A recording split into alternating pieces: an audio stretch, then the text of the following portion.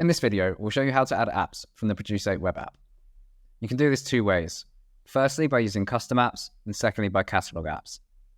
We'll start with catalog apps. To add apps, select your name in the top right corner. Then, click Apps.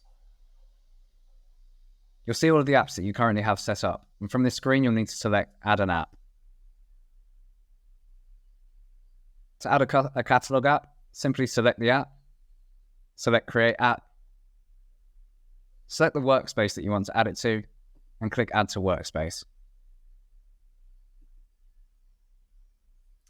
To add a custom app, again, select Add an app, scroll to the bottom of the catalog apps, and select Create a custom app.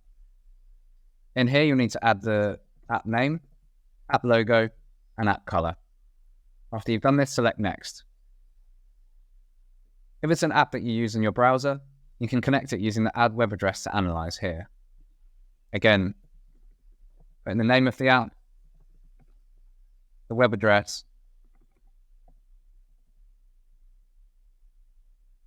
also whether you want to follow all traffic from this website, or whether there's a specific page such as linkedin.com/salesnav that you're interested in.